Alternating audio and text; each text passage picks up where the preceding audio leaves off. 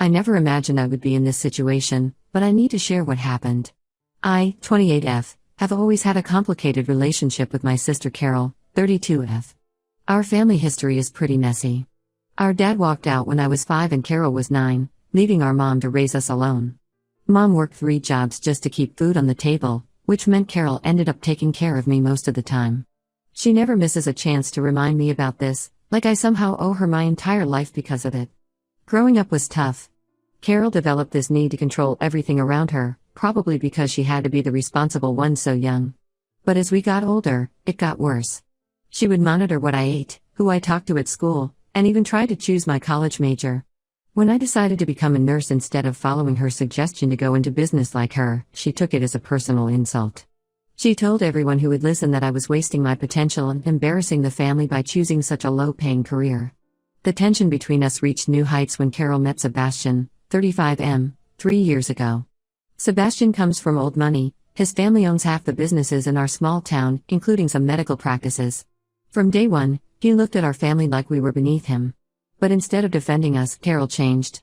She started copying his mannerisms, looking down on everything about our upbringing, and constantly bragging about their wealthy lifestyle. She even started making fun of Mom's accent, something she used to defend Mom for when we were kids. Their wedding 2 years ago was a nightmare. Carol insisted I had to be her maid of honor because what would people think if her only sister wasn't? But she made the entire experience miserable. She criticized my weight, saying I needed to lose 20 pounds to fit her vision. She scheduled dress fittings during my hospital shifts and then cried to Mom when I couldn't make it. When I finally stood up for myself and said I needed more notice for appointments, she spread rumors to the whole bridal party that I was trying to ruin her wedding out of jealousy. Things got even more intense when Carol announced her pregnancy 6 months ago. She immediately appointed herself the queen of all pregnant women and expected everyone to bow to her demands. She would call me at 3 a.m. after my night shifts to discuss baby names or send me 50 messages about nursery themes while I was working in the ICU. When I didn't respond immediately, she would call our mom crying about how unsupportive I was being. Last month, everything escalated. Carol decided she needed help painting the nursery, but it had to be done on her schedule. I had just finished 6 night shifts in a row and was exhausted. When I asked if we could do it the following weekend instead, she completely lost it. She started screaming about how I never supported her, how I was jealous of her perfect life, and how I was trying to ruin her pregnancy experience. She called Mom, who then spent hours lecturing me about family duty and how I needed to step up for my sister. I tried explaining to Mom that I was physically exhausted and could be a danger working on ladders in that state, but she brushed it off. Mom has always enabled Carol's behavior, probably out of guilt for being absent during our childhood. Every time Carol throws a tantrum, Mom rushes to fix it, usually by pressuring me to give in to whatever Carol wants. The real explosion happened 2 weeks ago. Carol organized this elaborate gender reveal party, even though she had already announced it was a boy. I was scheduled for a critical care shift that day and we were severely understaffed due to a flu outbreak. There was no way I could switch. When I told Carol, she showed up at my apartment at 6 a.m., still in her pajamas, screaming and banging on my door. My neighbors called security, but before they arrived, Carol had forced her way into my apartment. She was like a hurricane, knocking things over, throwing my framed nursing degree against the wall, and screaming that I was a jealous, bitter person who couldn't stand to see her happy. She knocked over my coffee table, breaking my laptop that had all my patient notes on it. When security finally removed her, she was still screaming that I was trying to sabotage the happiest time of her life. 3 days after this incident, Carol had a miscarriage. I was devastated when I heard the news. Despite everything, I never wanted anything bad to happen to her or her baby. I tried calling her, sent flowers to the hospital, and even tried to visit, but Sebastian blocked me at the door. Then the messages started coming. First from Carol, then Sebastian, then their friends and our family. All saying the same thing, that I had caused so much stress by not attending her gender reveal party that I was responsible for her losing the baby. The accusations kept getting worse. Carol told people I had wished death on her baby because I was jealous of her fertility. She claimed I had deliberately worked extra shifts to avoid her pregnancy milestones because I couldn't stand her happiness. Sebastian started sending threatening messages about how his family would make sure I never worked in any hospital in the state again. Our entire extended family has turned against me. My mom won't speak to me except to say how disappointed she is. Our aunts and cousins have blocked me on social media, and I keep seeing posts about toxic family members and karma. The only person still talking to me is my cousin Penny, 25F, who is always seen through Carol's manipulation tactics. My coworkers have started hearing rumors. Someone apparently overheard Sebastian telling one of the hospital board members about how I emotionally abused my pregnant sister. I love my job and my patients, but I'm terrified of losing everything I've worked for because of these lies. I know medically that missing a party cannot cause a miscarriage, but no one seems to care about facts anymore. They're all caught up in Carol's narrative of being the victim of her cruel, jealous sister. I don't know how to fight these accusations without seeming defensive, but I also don't know how to just sit back and watch my life be destroyed. Update 1: I honestly did not think things could get worse, but somehow Carol has managed to take her vendetta against me to a whole new level. The past 2 weeks have been absolute hell, and I need to share what happened. First, Carol created a Facebook page called Pregnancy Loss Awareness, My Sister's Betrayal. She posted a long, detailed account of how I supposedly sabotaged her pregnancy through emotional abuse and deliberate stress. She included photos of herself in the hospital after the miscarriage, screenshots of texts where I said I couldn't make it to her events, completely out of context, and even childhood photos of us with captions about how I was always jealous of her. The page gained over 5,000 followers in just a few days. Carol joined several pregnancy loss support groups and mommy groups in our area, sharing her twisted version of events. She painted herself as this loving sister who just wanted to include me in her joy, while portraying me as some sort of monster who deliberately caused her miscarriage out of spite. She even claimed I had laughed when she told me about her pregnancy complications, which never happened. Last Tuesday, Carol took things to an extreme I never thought possible. She organized what she called a protest for pregnancy loss awareness outside my hospital. She showed up with about 15 women, all wearing matching white t-shirts with baby angel wings printed on the back and Stop Family Abuse on the front. They held signs with slogans like Justice for Baby M and Sisters Who Kill with my full name clearly visible. Some of the signs had my photo on them. They stood outside for nearly 6 hours, stopping people going into the hospital to tell them about me. A local news van even showed up, though thankfully they didn't run the story. Several of my patients' families saw the protest, and one even requested a different nurse. The whole time, Carol was live streaming on her Facebook page, crying about how I wouldn't even come out to face her and apologize. My supervisor, Janet, called me into her office during my shift. She was understanding but concerned. While she said she doesn't believe Carol's accusations, the protest had caught the attention of the hospital board. The hospital has been getting negative reviews online from Carol's supporters, and some people are calling for my termination. Janet warned me that while my job is secure for now, I should start documenting everything Carol does in case we need legal protection. But the worst development came yesterday. I discovered that Carol had been secretly recording our phone conversations for months before the miscarriage. She created a video compilation of edited clips and posted it online. In these recordings, she removed all context and her own screaming, only including snippets of me saying things like "I can't deal with this right now" or "you need to stop calling me at work." She even edited together different conversations to make it sound like I said I didn't care about her pregnancy. Sebastian's family is now fully involved in the situation. His mother, Patricia, sits on the boards of 3 hospitals in our area and is apparently a major donor to several medical facilities. She has been calling around, telling people that employing me is a liability. I overheard 2 nurses discussing how their friend at another hospital was told not to consider my application.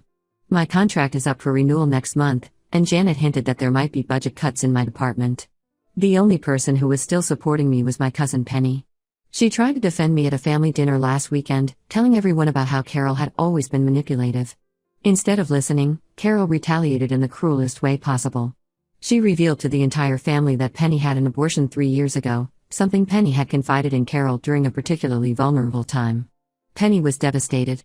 Her parents are extremely religious and have now kicked her out of their house. She called me crying, saying she can't help me anymore because she has to focus on her own crisis. My mom finally broke her silence, but not to support me. She called to say that the only way to fix this situation is for me to publicly apologize to Carol and admit that my actions contributed to her losing the baby. When I refused, saying I wouldn't apologize for something I didn't do, she lost it. She told me I was no longer welcome at any family events until I take full responsibility for my actions. She said my stubbornness was tearing the family apart, just like when I was a teenager and refused to give Carol my college fund. The stress is starting to affect my work. Last week, I almost gave a patient the wrong medication dosage. I caught myself in time, but it scared me. I've lost 12 pounds in the last 2 weeks, and my hands shake constantly. My friends say I look like a ghost of myself, but I don't know how to fix this. I've started looking at job listings in other cities, even though the thought of leaving my patients breaks my heart. But with Sebastian's family blacklisting me from local hospitals, what choice do I have? Update 2: A lot has happened since my last update, and some shocking truths have come to light. I'm still processing everything that I learned, but I need to share these developments. Last week, a nurse named Rachel transferred to our hospital from Riverside Women's Clinic, where Carol received her prenatal care. She recognized me from Carol's social media posts and approached me during lunch break. What she told me changed everything. According to Rachel, Carol had several serious risk factors that were identified early in her pregnancy. Her blood pressure was consistently high, and there were some concerning test results at her first appointment. The doctor had specifically warned her about the risks and gave her strict instructions: no strenuous activity, limited stress, bed rest when possible, and regular medication. But Carol ignored all of it. Rachel showed me redacted copies of Carol's medical records. I know this probably wasn't legal, but I am grateful she took the risk. The records showed that Carol missed half of her scheduled appointments. She skipped crucial blood pressure checks and ignored repeated warnings about her activities. Instead of following the recommended bed rest, she was planning elaborate parties and events, moving furniture for the nursery, and even went skiing with Sebastian's family. The most disturbing part was that Carol knew exactly how serious her condition was. The doctors had explained the risks multiple times. There were detailed notes about counseling sessions where they stressed the importance of following medical advice. But Carol kept this information from everyone, including Sebastian. She never once mentioned these complications when she was blaming me for causing her stress. While I was still processing this information, I received an unexpected message from Sebastian's sister, Emily. She wanted to meet privately at a coffee shop outside of town. I was hesitant at first, but my curiosity won out. What Emily shared was equally shocking. According to Emily, Carol had been showing concerning behavior long before the pregnancy. She had systematically alienated most of Sebastian's friends through manipulation and dramatic scenes. She accused Sebastian's best friend of hitting on her, causing a rift in a 15-year friendship. She told Sebastian's cousin that Sebastian had called her a gold digger, which was completely false. One by one, she had isolated Sebastian from people who might question her behavior. Emily revealed that Carol and Sebastian had been having serious marriage problems before the pregnancy. Sebastian had suggested couples counseling after Carol maxed out their credit cards on designer furniture. Carol responded by threatening to leave him and tell everyone he was abusive. The pregnancy happened right after this fight, and suddenly Sebastian felt trapped. The most revealing part was about the miscarriage itself. Emily was with Carol that day, and the truth was very different from what Carol told everyone. Carol had ignored her doctor's warnings and spent the day rearranging heavy nursery furniture, despite Emily offering to help or wait for others. When she started having symptoms, she delayed going to the hospital for hours because she was working on her social media posts about my supposed harassment. But here's where things get even more complicated. Yesterday, Carol announced that she's pregnant again. She made a long social media post about her rainbow baby and how she's terrified that my negative energy might affect this pregnancy too. She even started a fundraiser for pregnancy loss awareness, using my name in the description as an example of how family betrayal can cause tragedy. The family has rallied around her again. Mom called me in tears, begging me to stay away from Carol during this pregnancy. She said Carol is in a fragile state and my presence might trigger her trauma. Some relatives have even suggested I should move away until after the baby is born, just to be safe. I showed Mom the medical records Rachel gave me, trying to explain that Carol had hidden her complications and ignored medical advice. But Mom refused to even look at them. She said I was trying to blame the victim and that medical records don't show the whole story. She truly believes that emotional stress from me was the real cause, regardless of what doctors said. Sebastian seems to be completely under Carol's control now. Emily said he's afraid to disagree with anything Carol says because she threatens to keep him from the new baby. He's been sending aggressive messages to anyone who questions Carol's version of events, including Emily. Their parents have taken Carol's side too, saying the family needs to support her during this rainbow pregnancy no matter what. Update 3: I thought this would be my final update, but knowing Carol, there might be more drama ahead. Still, I wanted to share what happened in the last few months because things have changed significantly. After my last update, I accepted a position at a teaching hospital in a different state. The pay is better, and they even offered to help with relocation costs. I started my new job last month, and for the first time in a long time, I can breathe. The distance has been both freeing and eye-opening. Before I left, something unexpected happened. Rachel, the nurse who showed me Carol's medical records, went to the hospital administration with everything she knew. She risked her job to do the right thing. This triggered an internal investigation at Riverside Women's Clinic about patient care and record keeping. During this investigation, they discovered that Carol had been seeing multiple doctors, giving each different information about her medical history and pregnancy complications. The investigation revealed that Carol had lied about following up with specialists and had forged some documentation about her bed rest compliance. She had also been doctor shopping, getting different medications from different providers. When the clinic tried to contact her about these discrepancies, she started accusing them of medical negligence and threatening to sue. Sebastian finally saw through Carol's manipulation when she tried to blame their marriage counselor for causing stress during her second pregnancy. The counselor had simply suggested that Carol might benefit from individual therapy to deal with her pregnancy anxiety. Carol responded by creating multiple fake social media accounts to leave negative reviews about the counselor, claiming she was trying to break up their marriage. This was apparently Sebastian's breaking point. He filed for separation and reached out to apologize to me. He admitted that he had known about some of Carol's lies but had been too scared to confront her. She had threatened to abort the baby if he ever left her, and he felt trapped. He also revealed that Carol had been tracking my job applications and sending anonymous emails to potential employers to sabotage my chances. My mom found out the truth from Sebastian's parents, who finally showed her proof of Carol's behavior. But instead of acknowledging the manipulation, Mom suggested that we should all forgive Carol because she's struggling with mental health issues. She still thinks I should apologize to keep the peace, saying that Carol is fragile and needs family support now more than ever. The final straw came when Carol showed up at my going-away party at the hospital. She caused a scene in the parking lot, screaming that I was abandoning her during her high-risk pregnancy. When security approached her, she dramatically fell to the ground claiming they had pushed her. Unfortunately for her, everything was caught on the security cameras. The hospital gave me copies of the footage in case I ever needed for legal protection. I've decided to go completely no contact with most of my family. I blocked their numbers and social media accounts. It's not just about the accusations anymore, it's about years of enabling toxic behavior and manipulation.